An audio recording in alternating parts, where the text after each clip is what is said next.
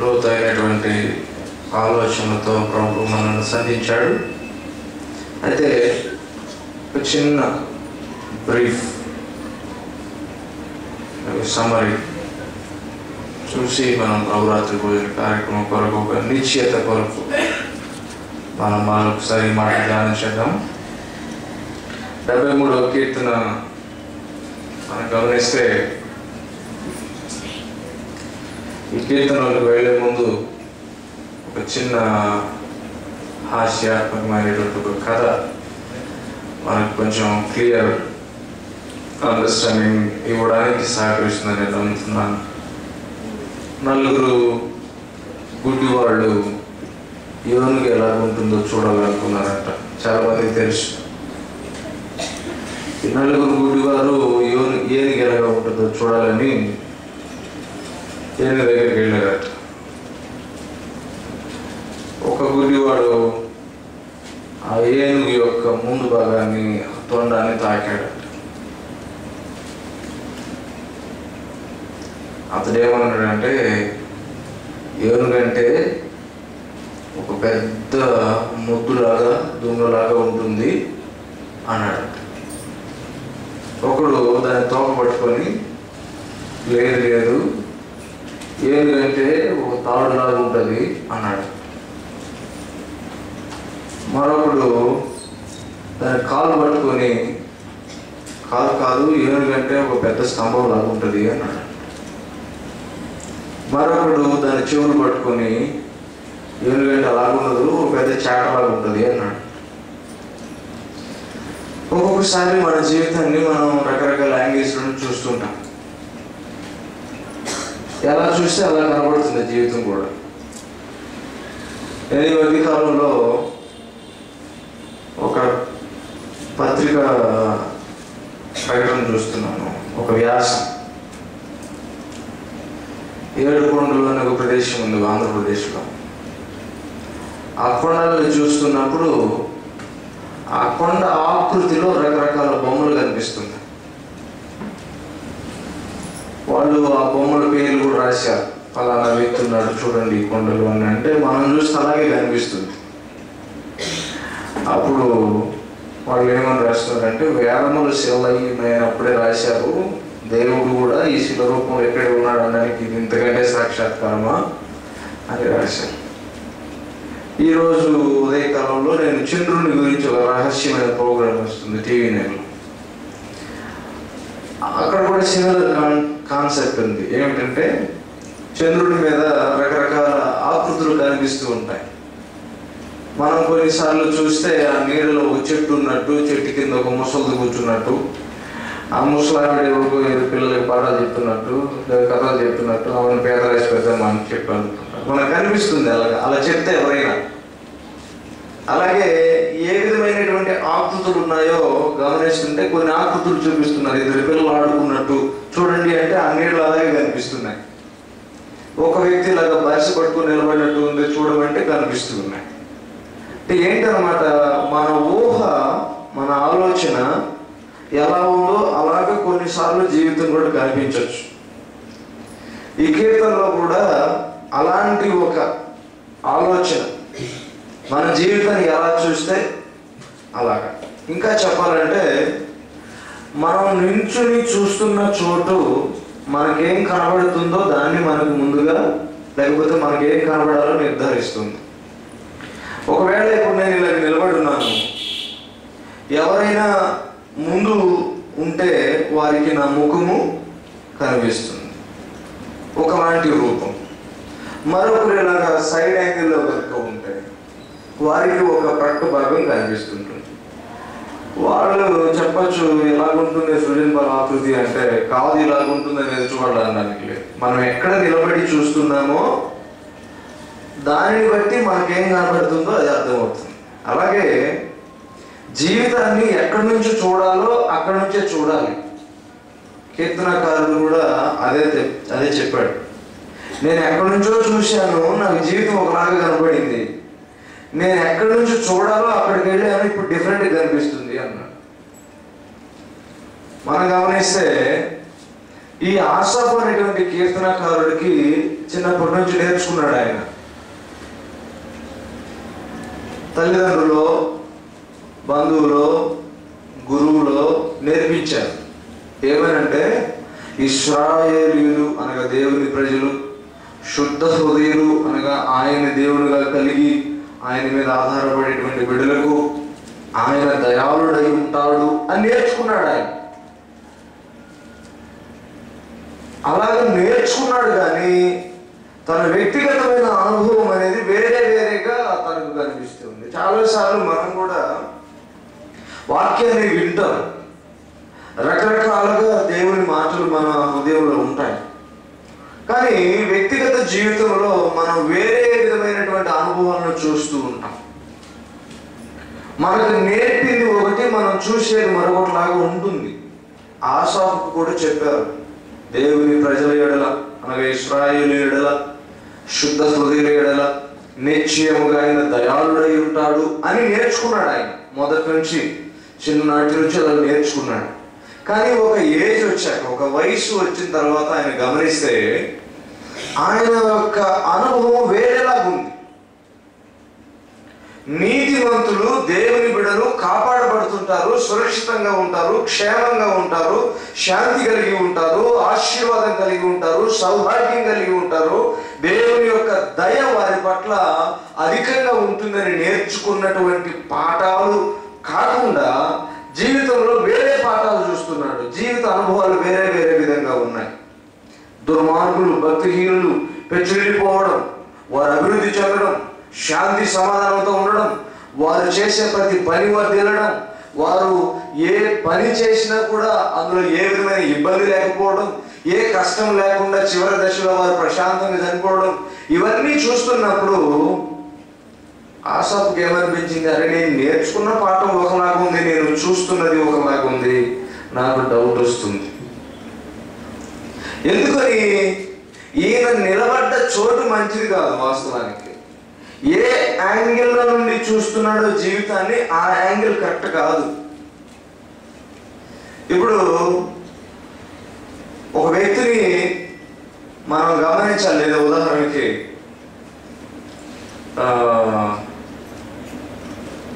మనం ఇక్కడ నుంచి నిలబడి, లేకపోతే ఈ బిల్డింగ్ మీద నుంచి నిలబడి మన విజయనగరం కాలనీ మొత్తాన్ని చూడగలమా? చూడలేము. ఎందుకంటే దీనికంటే ఎత్తైన వాటిని పూర్తిగా మనం చూడకుండా అవి మనల్ని అడ్డుగా వేసేస్తాయి. ఈ విజయనగరం కాలనీ మొత్తానికి ఒక వ్యూ కావాలంటే మనం ఖచ్చితంగా కొంత హైట్స్కి పోవాలి. వీటన్నిటిని అధిగమించేటువంటి ఎత్తులకు పోయి పైనుంచి దాని ఓవర్ వ్యూ చూడాలి.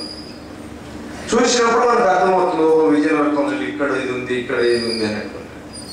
దీన్ని మనం ఒక కమాండింగ్ వ్యూ అని కూడా అనొచ్చు, ఒక ఓవర్ వ్యూ.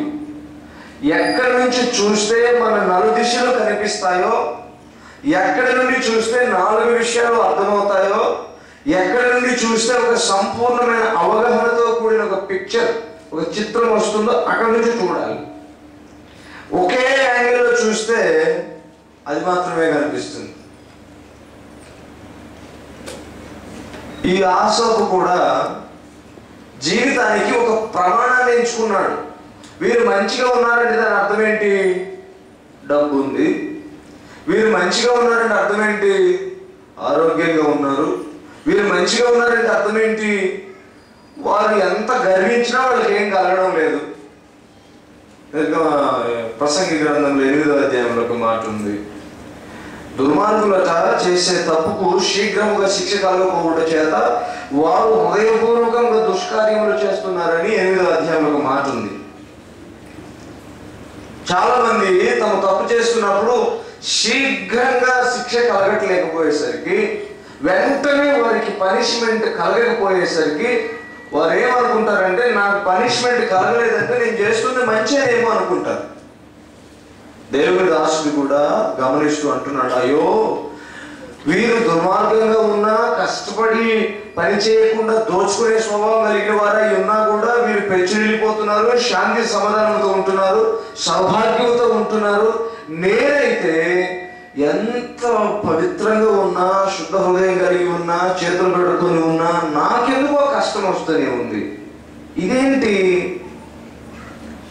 అప్పుడు అర్థమైంది, ఓహో నేను నిలుచున్న చోటు, నేను చూస్తున్న కోణం అది కరెక్ట్ కాదు. ఇప్పుడు నేను ఎక్కడికి వెళ్ళాలి? దేవుని సన్నిధికి పోయి నేను ధ్యానం చేయాలి. అనగా దేవుని దృష్టితో చూడాలి. ఇప్పటి వరకు నేను మానవీయ దృష్టితో చూస్తున్నాను, మానవీయ కోణంతో చూస్తున్నాను. మానవీయ దృష్టి లేకపోతే మానవీయ కోణం ఒక పరిమితమైనటువంటి కోణం. మనం గమనిస్తే ఈ లోకంలో చాలాసార్లు నేను నిన్నటి నుంచి ఈ ఛానల్స్లో శుభవార్త మొదలుకొని ఆరాధన, శుభవార్త, రక్షణ, Calvary, A to Z, Bible TV, ఇంకా గాడ్ ఛానల్, ఇలాగ రకరకాల ఛానల్స్ ఉన్నాయి. అన్నిట్లో మార్చి మార్చి చూస్తున్నాను. ప్రతి అర్ధ గంటకు ఒకసారి ఒక ప్రకటన వస్తాను. అదేంటంటే అద్భుతాల మీద అద్భుతాలు జరగడం. వాళ్ళు ఇలాగంటే పడిపోతున్నా. మరి ఆ పరిచర్యలో నాకు ఇప్పుడు అర్థం కాలేదు, పడిపోతాం. అలా తాకితే గిల్ల గిల్ల గిల్ల గిల్ల కొట్టుకుంటున్నారు. అప్పుడు చెప్తున్నారు అనమాట, ఈ విధమైనటువంటి అభిషేకం మా దగ్గర ఉంది, రండి మీ చర్చిలు ఖాళీ చేయండి. ఒక ప్రకటన.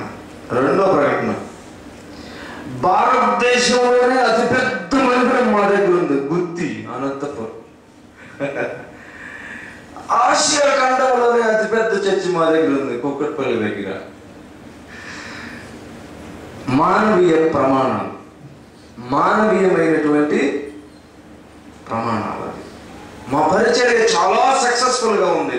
గుర్తేంటో తెలుసా? 50,000 మంది వస్తారు ఒకేసారి ఆరాధన. లేకపోతే మా పరిచర్య చాలా ఫలభరితంగా ఉంది. ఏంటో తెలుసా? వస్తే పడగొట్టేస్తాం, భూమ్ అన్న పడిపోతాం.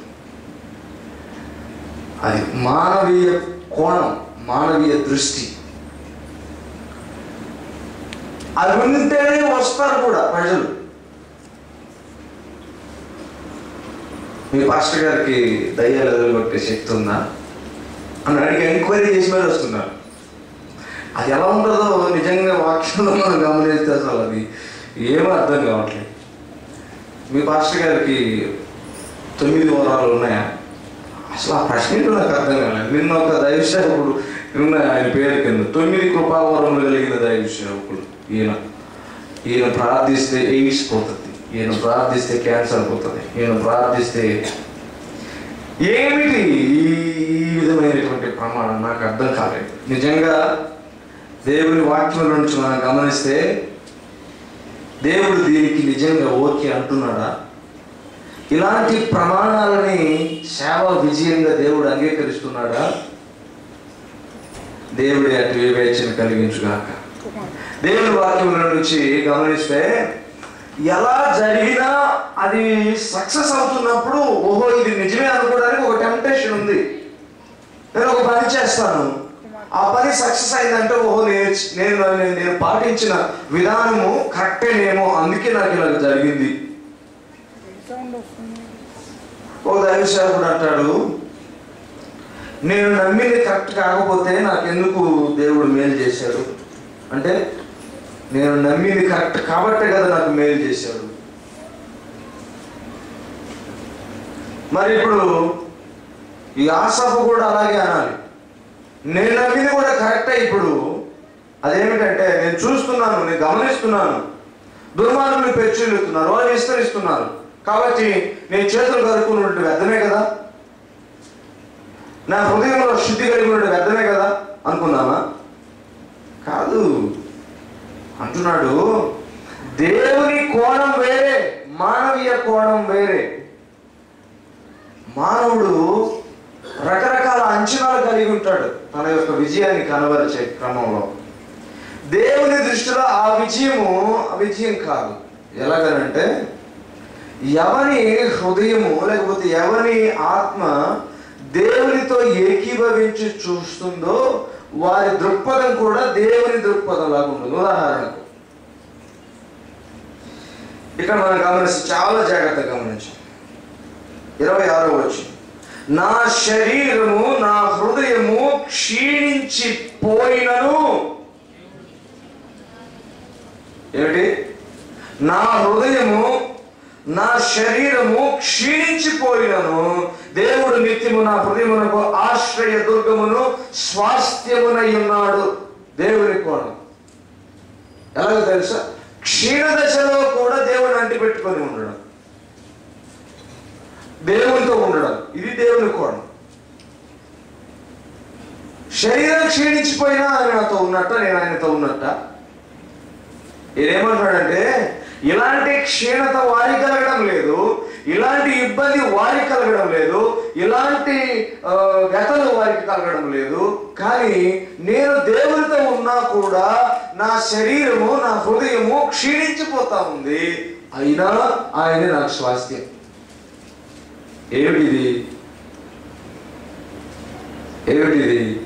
విచిత్రంగా అనిపిస్తాం. ఈ మధ్య కాలంలో మనం కొంతమందిని గమనిస్తే వాళ్ళ దగ్గర ఒక ఇవేసివ్నెస్, అంటే దాటవేత ధోరణి. ప్రతిదాన్ని సులభంగా దాటేసుకొని క్షేమంగా గమ్యస్థానాన్ని చేరాలి. కష్టం వస్తుందా? వద్దు మాకు.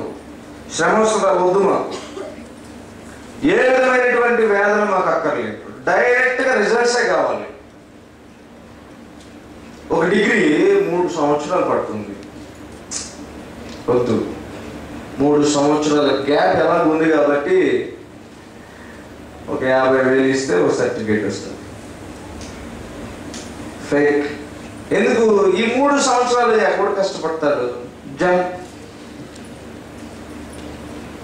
క్రైస్తవ జీవితంలో కూడా చాలాసార్లు ఇలాంటి సర్టిఫికేట్స్, విశ్వాసులు అన్న సర్టిఫికేట్స్, ఆశీర్వదించబడ్డామన్న సర్టిఫికేట్స్, మేము విజయం సాధించామన్న సర్టిఫికేట్స్ కావడం కోసం దైవ నియమాలను దాటేస్తున్నా, ఎగిరి గంతేసేస్తున్నా.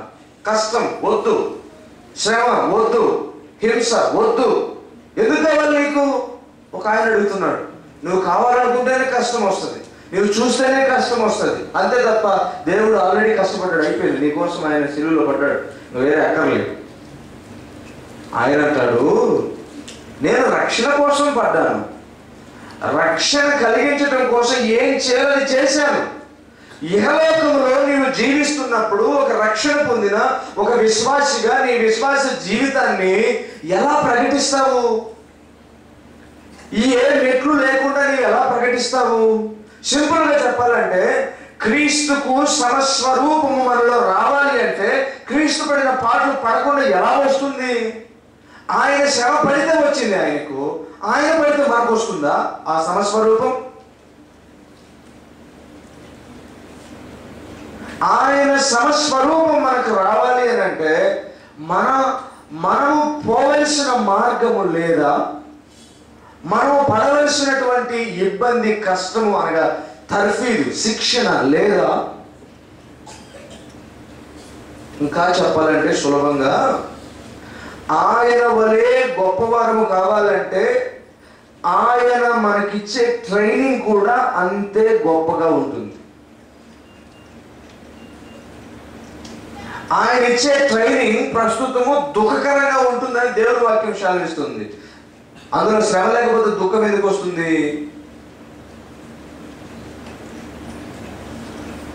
మానవీయమైనటువంటి పొరపాట్లు ఉంటాయి, ఓకే, కానీ దైవీయపరమైనటువంటి పరీక్షలు కూడా ఉంటాయి.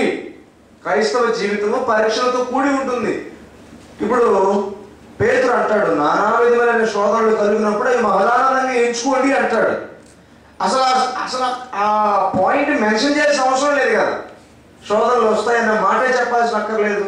ఒకవేళ మనమే ఎదురు చూసి తెచ్చుకునేవైతే శ్రమలు, ఎందుకు అనుకుంటావు శోధనలు వస్తాయని, ఎందుకు అనుకుంటావు శ్రమలు వస్తాయని, ఇవాళ ఊహించొద్దు, నీవు ఇప్పుడు సంతోషంగా ఉంటావు అనలేదు. దేవుని బిడ్డలు ఏమన్నారంటే, ఒకవేళ వస్తే అవి మహదానందంగా ఎంచుకోండి, కష్టం ఉంటుంది. కనుక ఇక్కడ దేవుడి వాక్యంలో మన యొక్క ఎక్స్పీరియన్సెస్, మన అనుభవాలు రకరకాలుగా ఉంటాయి. దేవుని బిడ్డలు బాధపడము, దేవునికి దూరంగా ఉన్న వాళ్ళు సంతోషంగా ఉండడం కనబడవచ్చు మనకు అప్పుడప్పుడు.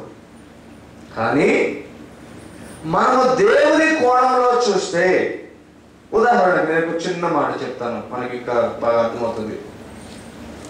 ఒక స్కూల్లో చాలా మంది పిల్లలు చదువుకుంటున్నారు. ఆ టీచర్కు బాగా చదివి విధేయత వినయ బుద్ధి కలిగిన వారంటే బాగా ఇష్టం ఉంటుంది.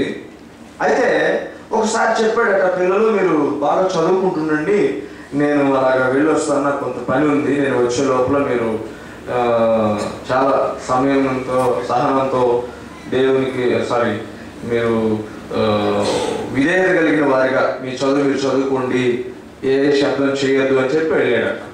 వచ్చేసరికి చాలా మంది పిల్లలు లేచి గంతులు వేసుకుంటూ ఆడుతున్నారు. వాళ్ళతో పాటు ఈ పిల్లవాడు కూడా, అంటే ఎవరినైతే బాగా ఇష్టపడతాడో వాడు కూడా ఆడుకుంటూ ఉన్నాడు. గోల గోల. వచ్చిన తర్వాత వచ్చి రాగానే ఈ మాస్టరు అందరినీ గద్దించాడు. పోనీ ఎవరి క్లాసులో పోండి, ఎక్కడ ఉండవలసిన అక్కడ ఉన్నాడు. ఈ పిల్లవాడిని మాత్రం పిచ్చి పిచ్చి కూర్చు వదిలిపెట్టాడు. ఎందుకు అలా చేశావు? వీడికి అసలు అర్థం కాలేదు. వీడు అనుకుంటున్నాడు, అరే నేను ఎంత విధేయత కలిగి ఉంటాను, ఎంత మంచి పిల్లవాడిగా ఉంటాను, ఎంత బాగా చదువుతాను, మిగతా వాళ్ళు చాలా గోల చేస్తారు, వాళ్ళు అవిధేయతగా ఉంటారు, తిరుగుబాటు స్వభావంతో ఉంటారు, వాళ్ళనేమో గద్దించి వదిలిపెట్టాడు. నన్ను ఎందుకు కొట్టాడు? బాగా ఏడ్చేస్తున్నాడు, బాధేస్తూ ఉంది. నన్ను అభిమానించినట్టు ప్రేమించినట్టు టీచర్ నటిస్తున్నాడేమో అనే అనుమానానికి లోనే చివరికి అందరూ వెళ్ళిపోయిన తర్వాత మాస్టర్ దగ్గరికి వెళ్ళి అడుగుతున్నాడు, సార్ నన్ను ఎందుకు కొట్టారు మీరు, వాళ్ళని ఎందుకు విడిచిపెట్టాను? అప్పుడు ఆ మాస్టర్ ఏమంటాడంటే, అరే నువ్వు మంచివాడు, నువ్వు విధేయుడు, నువ్వు నేను చెప్పింది చెప్పినట్లు చేసేవాడు, అలాంటి నీవు తప్పు చేసేసరికి నేను తట్టుకోలేకపోయాను. వారి స్వభావం ఎప్పుడు అంతే. నేను ఒక దెబ్బ కొట్టడం వల్ల మార్పు రాకపోగా ఇంకా మూర్ఖంగా మారిపోతాను. నీవైతే నన్ను అంటి పెట్టుకునే స్వభావం నేను కలుగుతుందని నేను ఇంకా కొట్టాను. నిజం, ఇది దేవుని మాట, దేవుని యొక్క వాక్య సారం. ఆయన తాను ప్రేమించు వారిని ఏం చేస్తాడు? ఆయన గద్దిస్తాడంట, స్వీకరించే ప్రతి వారిని శిక్షిస్తాడట. ఆయన ఇస్తాడు కొన్నిసార్లు అలాంటి తర్ఫీదు ఇస్తాడు. ఆ తర్ఫీదు దుఃఖకరంగా ఉంటుంది, కానీ అది చివరకు సమాధానమైన నీటి ఫలాన్ని అది కలుగు చేస్తుంది. అయితే దేవుని వాక్యంలో మాట్లాడుతుంది, ఆసపు ఒక వేరే డిఫరెంట్ యాంగిల్ చూశాడు. అయ్యో నన్ను ఎందుకు కొడుతున్నావు అయ్యా, వాళ్ళని ఎందుకు విడిచేస్తున్నావు అన్నట్టు చూశాడు. తర్వాత దేవుని సన్నిధిలోకి వెళ్ళి ఆయన తలపోసినప్పుడు దేవుడు మాట్లాడాడు, ఆయన నువ్వు నా బిడ్డవు, నా సొత్తువు, నా యొక్క స్వాస్థ్యానివి, నేను నీకు స్వాస్థ్యాన్ని, కనుక నీ విషయంలో నేను జాగ్రత్తలు. వారు ఎక్కడున్నారు తెలుసా? క్షణమాత్రమున జారిపోయే ప్లేస్ లో వాళ్ళు ఉన్నారు. కానీ నీకు ఎలా కనిపించిందంటే కొంచెం సేపు వాళ్ళు ఏదో అనుభవిస్తున్నట్టు, వాళ్ళు ఏదో గొప్ప ప్రివిలేజెస్ కలిగి ఉన్నట్టు, వాళ్ళు ఏదో సంపాదించినట్లు నీకు కనిపిస్తుంది. కానీ క్షణమాత్రము నీవు బాధపడ్డావు, కానీ క్షణమాత్రములో వారు జారిపోయే పొజిషన్లో ఉన్నారు. ఇది నీకు అర్థం కావాలి అన్న.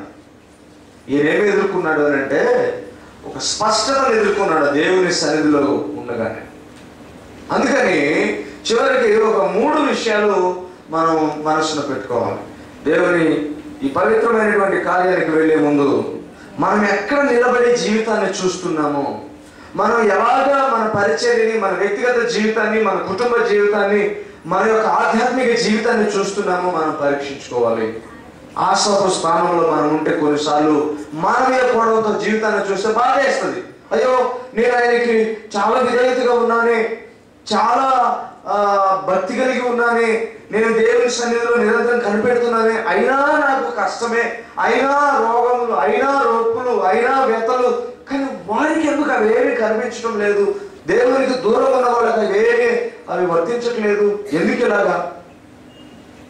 నిజమేనండి, చాలాసార్లు నాకు స్నేహితుడు ఉన్నాడు, అతను కూడా అంటుంటాడు, మనం దేవుని విషయంలో ఆలోచన చేసి అది చేయకూడదు, ఇది చేయకూడదు, అలా ఉండకూడదు అని మనం అనుకుంటున్నాం. మనకేమో రేపు ఏదైనా అవసరం వస్తే ఈరోజు ప్రభువా నా అవసరం ఎలాగని ప్రార్థించవలసినటువంటి పరిస్థితి. వారికేమో బ్యాలెన్స్ పెరిగిపోతా ఉంది బ్యాంకులో, వాళ్లకు అలాగో విస్తరిస్తూ ఉంది. 10 రూపాయలు, 20 రూపాయలు, 30 రూపాయలు ఇంట్రెస్ట్ కూడా ఇస్తున్నారు. వాళ్ళకేం కలగడం లేదు. ఇంత దుర్మార్గం జరుగుతుంటే దేవుడు ఎందుకు చూస్తున్నాడు అని అడుగుతుంటాడు అప్పుడప్పుడు. దేవుని వాక్యంలో ఒక మాట ఉంది, వారు ఎంత పెచ్చులినా, ఎంత అధికారం వారికి వచ్చినా, ఎంత కూడబెట్టుకున్నా, ఎంత చేసినా, ఒకడు సర్వలోకమును సంపాదించుకుని సర్వలోకాన్ని సంపాదించుకున్నా వారికి మిగలదు, వాడే మిగలడు. కానీ దేవుని వాక్యం సెలవిస్తుంది, మనం ఎక్కడున్నామంటే కాలు జారే చోట లేము. స్థిరమైన భూమి మీద, సమతల భూమి మీద స్థిరముగా మనం ఉన్నాం. దేవుని వాక్యం సెలవిస్తుంది, మీ క్రింద శాశ్వతముగా నుండు ఆయన బాహువులు మన క్రింద ఉన్నాయి. మనము ఆయన యొక్క శాశ్వత నివాసములో భద్రపరచబడి ఉన్నాం. అందుచేత 3 నిశ్చయతలు మనకు ఉండాలి స్పష్టంగా. కీర్తనకారుడు ఇక్కడ తను గ్రహించాడు చివరికి, అయ్యో నేను నేర్చుకున్నది ఒకటి, నేను రుచి ఒకటి, అయితే నేను నేర్చుకున్నదే నిజము మొదటిగా, అది దేవుని వాక్యం కనుక నాకు చివరికి ఎలాంటి గ్రహింపు వస్తా ఉందంటే 24వ వచనం, మొదటి మాట 24వ వచనం, నీ ఆలోచన చేత నన్ను నడిపించెదవు, తరువాత మహిమలో నీవు నన్ను చేర్చుకుందువు. ఈ లోకంలో ఉండగా నీ ఆలోచన చెబుతావు, ఈ లోకము దాటిపోతే నీ లోకములోనికి నన్ను చేర్చుకుంటావు. నాకు ఒక ఫ్యూచర్ ఉంది, నాకు ఒక భవిష్యత్తు ఉంది. నేను అలా ఇలా కొత్తబడి తిరిగేవాడిని కాదు. నిజమే, శుద్ధ హృదయుడి ఎడల, పవిత్ర హృదయుడి ఎడల, అనగా దేవుని ప్రజల ఎడల ఆయన నిశ్చయముగా దయాళుడై ఉంటాడు. ఎంత దయాళుడో తెలుసా? ఈ లోకములోను రానున్న లోకములోను నీవు నాతో ఉంటావు. నేను ఎక్కడున్నాను? నిశ్చలంగా, నిశ్చయంగా, ఏ విధమైనటువంటి కదలిక లేని స్థిరతలో నేనున్నాను. ఇహలోకములో నేను కదల్చబడను. కారణం ఏంటో తెలుసా? నీ ఆలోచనను నాకు చెబుతావు, తర్వాత నీ మహిమలో చేర్చుకుంటావు. What a great ending I have. ఎంత గొప్ప ముగింపు నాది, మహిమాకరమైనటువంటి, మహిమయుక్తమైనటువంటి ముగింపు నాది. ఈ లోకములోనేమో నీ ఆలోచన, నేను వస్తే ఆ లోకములో నీ ఆరాధన. నాకు ఒక చక్కని భవిష్యత్తు ఉంది, ఒక చక్కని వర్తమానం ఉంది, ఒక చక్కని భవిష్యత్తు ఉంది. నాకు గతాన్ని చూస్తే కొంచెం బాధ వేస్తుంది, అయ్యో నేను బాధపడ్డానే, అయ్యో వాళ్ళేమో సుఖంగా ఉన్నారే. కానీ నా వర్తమానం ఏంటో తెలుసా? ఇప్పుడు నీవు నీ ఆలోచన చెప్తావు, భవిష్యత్తులో నీతో నన్ను చేర్చుకుంటా. గట్టి నిశ్చయత. విశ్వాసులమైన మనకు ఈ నిశ్చయత ఖచ్చితంగా ఉండాలి. మనం ఎవరేమో మహిమకు వారసులం. నేను మాటి మాటికి అదే చెప్తాను. ఏమిటంటే, ఈ బంజారా హిల్స్ వెళ్ళాను, జూబ్లీ హిల్స్, జూబ్లీ హిల్స్, నిన్న కూడా వెళ్ళాను జూబ్లీ హిల్స్. ఆ ఇల్లు ఒక్కొక్కటి చూస్తుంటే అంత పటిష్టంగా అనిపిస్తుంది. ఆ కొండలు తొలిచేసి ఇల్లు కట్టేస్తున్నారు, కోట్లు అయి ఉండొచ్చు అనిపిస్తుంటుంది. ఇంత పటిష్టమైన ఇళ్ళు కట్టుకొని విలాసవంతంగా జీవిస్తున్నారు, ఎంజాయ్ చేస్తున్నారు వాళ్ళు. మనకేమో every day seems to be a challenge అన్నమాట. ప్రతిరోజు ఒక సవాలుగా అనిపిస్తూ ఉంటుంది. వాళ్ళకేమో లగ్జూరియస్గా. ఒక అతని గురించి చెప్తున్నారు, ఆయనట ఉదయాన్నే అమెరికాలో టిఫిన్ చేస్తాడంట, మధ్యాహ్నం లండన్లో లంచ్ చేస్తాడంట, డెనిస్లో డిన్నర్ చేస్తాడంట. ఇలాంటి వాళ్ళు ఉన్నారు లోకంలో. Own flights. నిన్న మొన్న ఎవరో చెప్పారు, బ్రదర్ వినోద్ చెప్పారు, కే పాల్ అట, ఆయన అంటే ఆయన ఇంగ్లీష్లో చేర్చకూడదు కానీ లగ్జరీ గురించి చెప్తున్నాను. ఆయన సొంత ఫ్లైట్ వేసుకుని అమెరికా వెళ్ళి ఆ ఫ్లైట్ అక్కడ పెట్టినందుకు పార్కింగ్ 200 కోట్లు అయింది. ఇక్కడెక్కడో తుఫాన్లు వస్తే వాళ్ళకి సహాయార్థం అమెరికా వెళ్ళి వాళ్ళ దగ్గర ఫండ్స్ అడగడానికి వెళ్ళాడట. ఆయన ఓన్ ఫ్లైట్ వేసుకుని వెళ్తే దాన్ని పార్క్ చేయడానికి 200 కోట్లు అయిందంట. ఉన్నారు అంటే నేను క్షమించాలి, ఆయన దైవజనులు, ఒకవేళ హెచ్చు తగ్గులు ఉంటే దేవుడు చూసుకుంటాడు, మనం విమర్శించడం కాదు. కానీ ఉన్నారు, గొప్ప గొప్ప ఆర్థిక ఇది కలిగిన వారు ఉన్నారు. లౌకికంగా మనం చూస్తే, లోకపరంగా చూస్తే ఎంతో ఇది కలిగిన వారు ఉన్నారు. కానీ వారు తర్వాత మహిమలో ఉంటారన్న నిశ్చయత అయితే వారికి లేదు. కానీ నేను నిశ్చయముగా ఆయన మహిమలో ఉంటాను. హల్లెలూయా, హల్లెలూయా. దేవుని బిడ్డలమైన మనము యలోకములో ఆయన ఆలోచన పొందుకుంటాం, పరలోకములో ఆయన మహిమలో ఉంటాం. ఆయన మహిమ మనకు స్వాస్థ్యంగా దక్కనైంది. మనము ఏ యాంగిల్లో చూడాలి? గాడ్స్ యాంగిల్లో చూడాలి. దేవుని దృక్పథంలో, దేవుని కోణంలో మనం చూస్తే గతంలో ఏది ఎలాగున్నా కూడా ఎందుకు ప్రభు ఆ గతాన్ని ఇచ్చాడంటే మనకు ఒక చక్కని భవిష్యత్తు నిర్మించడానికి ఇచ్చాడు. ఒక దుఃఖకరమైనటువంటి గతంలో నుంచి ప్రజ్వలనతో కూడిన భవిష్యత్తుని ప్రభు మన కోసం సిద్ధం చేశాడు. ఎంత నిశ్చయం అంటే ఆయన మన కొరకు తన శరీరమును, రక్తమును ఆయన మన మధ్యలో తీసుకొచ్చేస్తున్నాడు. ఇది నేను నలుగుగొట్టబడి నా చివరి రక్తపు బొట్టు వరకు కార్చబడినటువంటి నా రక్తమును మీకు నిశ్చయతకు ఒక ఒక ఒక ఒక ఎవిడెన్స్గా నేను పెట్టాను. నన్ను నేను పూర్తిగా అప్పగించి దాని ఫలితంగా మీ కొరకు మహిమను సిద్ధం చేశాను. ఆమేన్. దేవుని వాక్యం అంటుంది మనకు ఒక నిశ్చయత, మనకు గొప్ప భవిష్యత్తు ఉంది. రెండవది, ఆ భవిష్యత్తు కలిగిన మనకు ఉండవలసిన నమ్మకత్వాన్ని గురించి ఇక్కడ కీర్తనకారుడు అంటున్నాడు. అలాంటి గొప్ప భవిష్యత్తు మనకుంది. మనందరికీ, ఇక్కడ చేరిన ప్రతి ఒక్కరికి, క్రీస్తు రక్తంలో కడిగిబడిన మనందరికీ ఇహలోకములో గతము కాదు మనకు కావాల్సింది, వర్తమానంలో ఆయన ఆలోచన, భవిష్యత్తులో ఆయన మహిమ మనకు సిద్ధంగా ఉంది. అంత మాత్రమే కాదు, ఆయన మహిమలో చేరనై ఉన్న ఆ మహిమ వారసుల మహిమ పుత్రులమైన మనకు ఆయన ఒక లక్షణాన్ని మనం ఎదురు చూస్తున్నాడు. గొప్ప నమ్మకత్వం. మన విశ్వసనీయత ఎలా ఉండాలంటే, ఆకాశమందు నీవు తప్ప నాకెవరున్నారు, నీవు నాకు ఉండగా లోకంలోని ఏది నాకు అక్కర్లేదు. ఆమేన్, హల్లెలూయా. అలాగని చెప్పి డబ్బులు అక్కర్లేదా? ధనం అక్కర్లేదా? వద్దా? ఇల్లు అక్కర్లేదా? పిల్లలు గొప్ప పొజిషన్లో ఉండడం అక్కర్లేదా? అక్కర్లేదా? చెప్పాలి. కొంతమంది నిజంగా ఈ మాట అంటారు, నీవు నాకు ఉండగా లోకంలో నాకేది అక్కర్లేదు. నిజమేనా? నిజమేనండి. డబ్బులు లేకుండా చేస్తాడు ఆయన, కటిక దరిద్రునిగా చేస్తాడు అనుకోండి. నువ్వు ఉన్నావు చాలే నాయన, నాకు ఆకలి పర్లేదు అంటావా? అంటావా? నా పిల్లలు ఎంత బాధపడినా పర్లేదు అంటావా? నా కుటుంబం ఎంత దిగదారి ఉన్నా పర్లేదు అంటావా? అది కాదు దీని మీనింగ్. ఆయన అంటున్నాడు, ఆకాశమందు నీవు తప్ప నాకెవరున్నారు, ఈ లోకములోనిది సమస్తాన్ని సంపాదించుకొని నిన్ను పోగొట్టుకోవడం కంటే నిన్ను కలిగి లోకాన్ని పోగొట్టుకోవడం నాకెంతో మేలు. ఇంకా గొప్ప విషయం ఏమిటంటే, ఒక కథ గుర్తొస్తుంది నాకు. ఒక రాజు అన్నాడట, రాజ్య భాండాగారం అంతా సిద్ధంగా ఓపెన్గా ఉంది, ఎవరికి ఏది కావాలో తీసుకెళ్ళిపోండి. ఒక్కొక్కడు పెద్ద పెద్ద వ్యాగన్లు తీసుకొని వస్తున్నారు.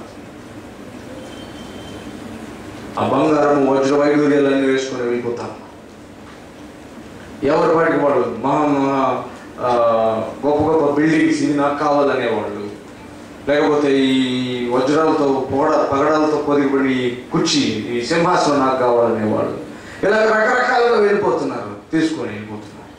ఒకడు నింపాదిగా వస్తున్నాడు అంట, గాబరా పట్టలేదు, నిదానంగా వస్తున్నాడు.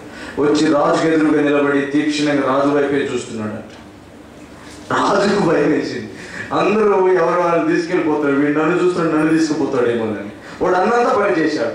నేరుగా రాజు దగ్గరికి వచ్చి రాజును భుజాన్ని వేసుకుని వెళ్ళిపోతున్నాడు అంట. వాడు రాజు కేకలేసి అంటున్నాడు, అరే బాబు నన్ను వదలరా, నేనేమన్నానంటే రాజ్యంలో మీకు ఏది కావాలో తీసుకెళ్ళమన్నాను. ఈ వ్యక్తి అంటాడు, అయ్యా ఇప్పుడున్నది తీసుకొని పోయారు వాళ్ళు, రాజ్యంలో ఒక్కొక్క పాత్ర తీసుకొని పోయారు వాళ్ళు, కానీ నేను నిన్ను తీసుకుపోతే నీతో పాటు రాజ్యం కూడా నాదే అవుతుంది, రాబోయే రాజ్య సంపద కూడా నాదే అవుతుంది. కాబట్టి నాకు ఎవరు కావాలి? నువ్వు కావాలి. ఇది మామూలుగా క్రైస్తవులకు ఉండవలసిన జ్ఞానం. ఇదే చెప్తున్నాడు కీర్తనకారుడు, నీవు నాకుండగా లోకంలోనే నాకు ఏది అక్కర్లేదు. కారణం ఏంటో తెలుసా? నీలో సర్వ సమృద్ధి ఉంది. జ్ఞాన వివేక సర్వ సమృద్ధి నీలో ఉంది. కాబట్టి నీవు నాకుంటే లోకంలో ఏది నాకు అక్కర్లేదు. అంటే దాని అర్థము ఏది వద్దని కాదు, కానీ అన్ని నీలో ఉన్నాయి కాబట్టి నీవుంటే నాకు అన్ని ఉన్నట్టు. అన్నీ ఇవ్వగలిగిన, అన్నీ సృజించగలిగిన నీవు నాకుంటే అంత లోకమంతా నాతో ఉన్నట్టు. కాబట్టి నీవు కావాలి. ఇది నమ్మకత్వం. ఆయన ఉంటే చాలు, అన్నీ వచ్చేస్తాయి. ఇప్పుడు లేదు ధనం, నాకు వచ్చేస్తుంది. ఇప్పుడు లేదు అధికారం, నాకు వచ్చేస్తుంది. ఇప్పుడు లేదు నాకు స్వస్థత, వచ్చేస్తుంది. ఇప్పుడు లేదు నాకు ప్రమోషన్, వచ్చేస్తుంది. ఇప్పుడు లేదు నా ఇంట్లో సమృద్ధి, వచ్చేస్తుంది. ఎందుకో తెలుసా? ఆయన సమృద్ధిగా నాకున్నాడు. ఆమేన్. అందుకనే నాకు ఒక గొప్ప భవిష్యత్తు ఉంది, మహిమలో చేరుతాను నేను. అటువంటి నాకు ఉండవలసిన గొప్ప నమ్మిక, నిశ్చయత ఏమిటి తెలుసా? ఆయన నాకున్నాడు, లోకమంతా నాకుంది అంతే. ఆయన విడిచిపెడితే నాకుండేది లోకంలో ఉన్న నేత్రాశ, జీవగుణము, ఇంకా శరీరాశ. కానీ ఆయన పట్టుకుంటే నీతితో కూడిన,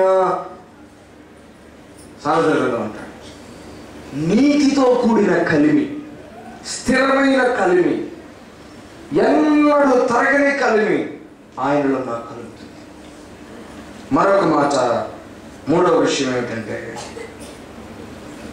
ఒక గొప్ప బలం, దృఢత. ఒక క్రైస్తవుడు ఉండవలసిన దృఢత అంటే గొప్ప ధైర్యం, కదలని గుణం, ఒక స్థిరమైన గుణం, ఒక అచంచలమైనటువంటి గుణం, చలనము లేనటువంటి గుణం అన్నమాట. ఏమిటంటే నా శరీరము, నా హృదయము క్షీణించిపోయినను దేవుడు నిత్యము నా హృదయములకు ఆశ్రయ దుర్గమును స్వాస్థ్యమునై ఉన్నాడు. నా హృదయానికి స్వాస్థ్యము, నా హృదయానికి ఆశ్రయ దుర్గము. ఎందుకో తెలుసా? హృదయము గనక వెడలేకపోతే, హృదయము గనక చలించకపోతే మనం సుస్థిరంగా ఉంటాం. నేను ఈ మధ్య కాలంలో ఒక పుస్తకం చదువుతున్నాను, the voice of a philosophical scrivener. Martin Garner అని ఒక ఆయన, ఒక ఫిలాసఫర్ రాశాడు. అది చదువుతుంటే అంతా డౌట్ వచ్చేస్తూ ఉంది. అసలు నేనున్నానా? ఈ చర్చ్ ఉందా? ఇప్పుడు మీరందరూ ఇక్కడ ఉన్నారా? నేను మీతో మాట్లాడుతున్నానా? నా స్వరం వినపడుతుందా మీకు? ఏంటో పిచ్చి పిచ్చి రాశాడు. నేను అన్నీ బైబిల్ తీశాను, బైబిల్ తీయగానే వ్యర్థుడు మాట్లాడిన మాటలు బట్టి నువ్వు మోసపుచ్చుకోవద్దు. నాకైతే ఆశ్చర్యం వేసింది. ఓ నిజమే, ఎలా మాట్లాడుతున్నాడంటే ఒక 22 రకాల డౌట్స్ అరేంజ్ చేశాడు ఆయన. అలా డౌట్ చేస్తే అసలు నాకంటూ పుట్టుకుందా, దేవుడు మనిషినేనా అని డౌట్ వస్తుంది. బైబిల్ కూడా వివరిస్తున్నాడు ఆయన. నాకైతే వెంటనే సమాధానం ఎట్లా చెప్పాలో అర్థం కాలేదు, కానీ నాకు అర్థం కావడం కోసం బైబిల్ చూశాను. ఏంటి ప్రభు? ఎఫెసీయులకు రాసిన పత్రిక 5వ అధ్యాయం చదువుతున్నాను. ఎఫెసీయులకు రాసిన పత్రిక 5వ అధ్యాయం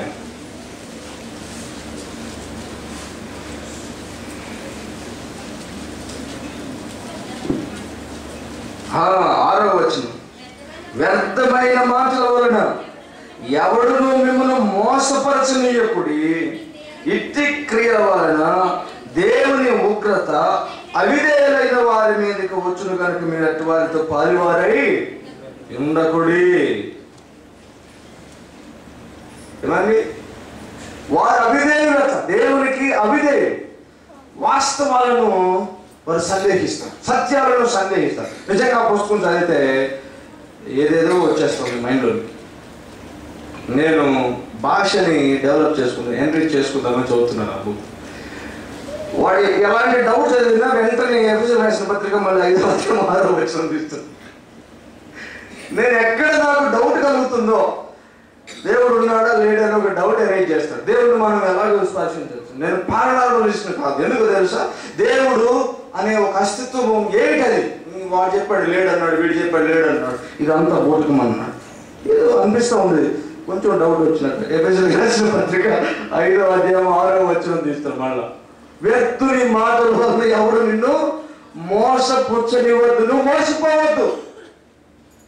మార్కు సువార్త 4వ అధ్యాయము 15వ వచనం చదువుతాడు. మళ్ళా సాతానుడు నీ హృదయంలో నుంచి వాక్యాన్ని ఎత్తుకెళ్ళిపోనివ్వద్దు. ఓ వ్యర్థమైన మాటలు ఉంటాయి.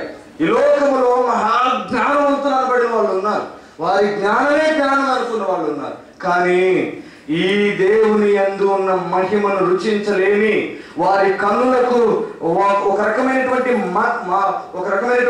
పొరలు కమ్మేటట్లుగా ఈ లోక దేవత వారి కళ్ళు మూసేసి హృదయానికి గోచరము కావడం లేదు. వారికి ఒకరి ఆత్మ వారి సంగతులను తెలియజేస్తుంది, అలాగే దేవుని ఆత్మ దేవుని సంగతులను తెలియజేస్తుంది. ఎవరికి తెలుస్తాయి దేవుని విషయాలు?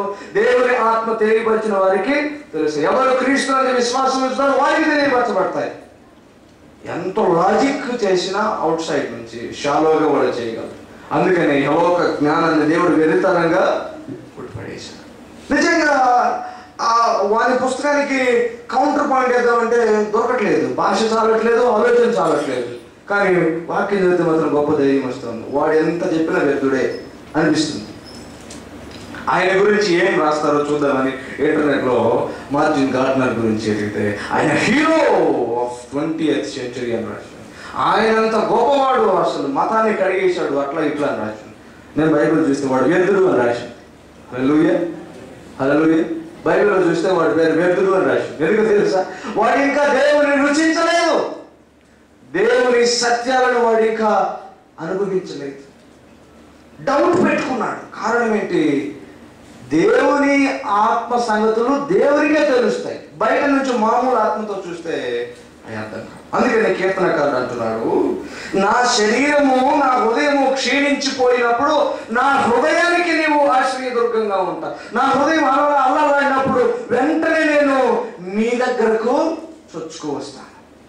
నా హృదయానికి ఆశ్రయదుర్గం అయి ఉండాలి. ఎందుకు? నా ఆలోచనలు నా తలంపులు అలా ఇలా ఇలా ఉన్నప్పుడు నేను పడిపోతాను, కృంగిపోతాను, చింత కలుగుతుంది, డౌట్ వచ్చేస్తా ఉంది, పడిపోతాను, కృంగిపోతాను, ఇక లేను.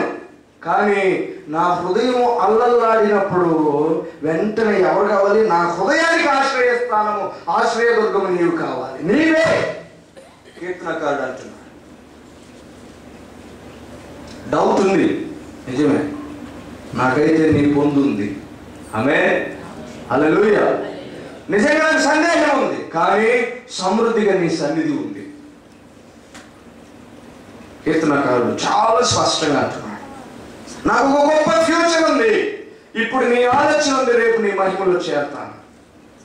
నాకు ఒక గొప్ప నమ్మిక ఉంది, ఆకాశంలో నీవు తప్ప నాకెవరున్నారు, నీవున్నావు అంతే, ఏదే. లోకములో నాకు ఏది అక్కర్లేదు, లోకములో ఏదైనా సరే నీకంటే నాకు తక్కువే. నీ ఉంటే చాలు, నీ ఉన్నావు చాలు. ఆకాశంలో నీవు తప్ప నాకెవరున్నారు, గొప్ప నమ్మిక, నీవున్నావు అంతే. ఎవరిని చెప్పినా నీవున్నావు, పరిస్థితులు ఎలాగున్నా నీవున్నావు, నా వ్యాధి బాధలు నన్ను ఇబ్బంది పెట్టినా నీవున్నావు, నేను అనగదొక్కబడినట్లున్నా నీవున్నావు, నేను ఫలించినట్లున్నా నీవున్నావు. కానీ నీ ఆలోచన నాకుండగా ఇలాంటి నమ్మిక నాకు కలుగుతుంది. అంత మాత్రమే కాదు, నా హృదయానికి ఒక దృఢత, ఒక అచంచల విశ్వాసం నీ సన్నిధిలో నుంచి నాకు వస్తుంది. ఎలాగో తెలుసా? నా హృదయానికి నీవు ఆశ్రయ దుర్గంగా ఉంటావు కాబట్టి మనం దేవుని ఈ పవిత్రమైనటువంటి సమయంలో, ఆయన శరీరాన్ని తిని ఆయన రక్తాన్ని త్రాగలిగిన సమయంలో ఈ 3 స్పష్టమైన ఆలోచనలు మనకు ఉండాలి. ఈ లోకంలో రకరకాల దృశ్యాలు, రకరకాల అనుభవాలు మనం చూస్తుంటాం. దేవుని బిడ్డలుగా మనం బాధపడినప్పుడు కొంతమంది దేవునికి దూరంగా ఉండి సంతోషంగా ఎంజాయ్ చేస్తుంటారు.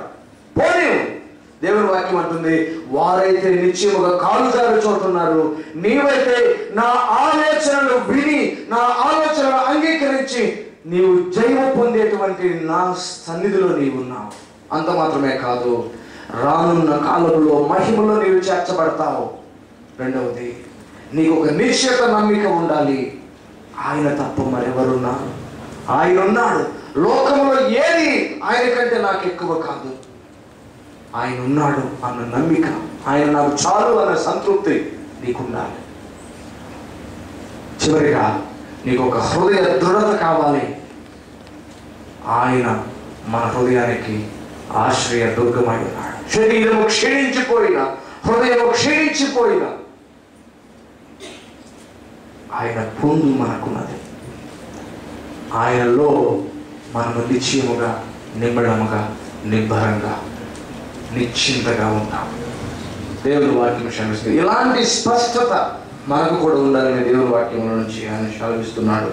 కలిగి అలాంటి నిశ్చయతను ఆయన యొక్క పవిత్ర కార్యంలో పాల్గొని పొందుదాం. ప్రభు మనల్ని ఇంకా దృఢపరిచి తన ఈ పవిత్ర కార్యం వలన మనల్ని సంధించి తన కొరకు స్థిరమైన బిడ్డలుగా, లోకం ఎంత పెచ్చులిపోయినా, ఎంత సాంకేతిక పరిజ్ఞానంతో రెచ్చిపోతున్నా, ఎంత మేధావులు అని చెప్పి మనల్ని కలవరపరిచిన వ్యర్థమైన మాటలు, వ్యర్థమైన అనుభవాలతో మనము కలవరపడవలసిన అవసరం లేదు. ఆయన ఆలోచన చెబుతాడు. మన భవిష్యత్తు ఆయన మహిమలో ఉంది. ఆయన ఉన్నాడు. ఆయన తప్ప లోకములో మరేది మనకు ఎక్కువ కాదు. ఆయన మనకు, మన హృదయానికి ఆశ్రయ దుర్గమై ఉండగా, మన శరీరము, హృదయము క్షీణించిన ఆయన పొందు మనలను ధన్యులుగా చేస్తుంది. ఆ ధన్యత మనకు కలుగుతుందని కీర్తనకారుని ద్వారా మనం గమనిస్తున్నాం. మనం ఎక్కడ నిలబడి చూస్తామో జీవితాన్ని అలాగా కనిపిస్తుంది. లోకములో దేవుని సన్నిధికి ఆవలి వైపున మనం నిలబడి జీవితాన్ని చూస్తే అల్లకల్లోలంగా కనిపిస్తుంది.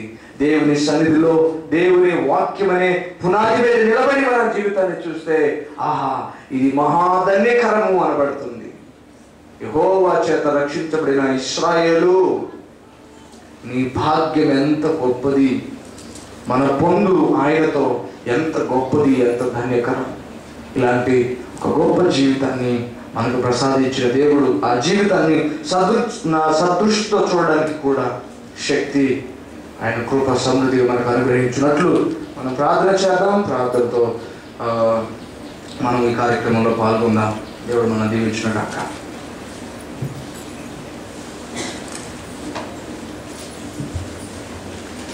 మనం మోకరించి మనం పరీక్షించుకున్నామని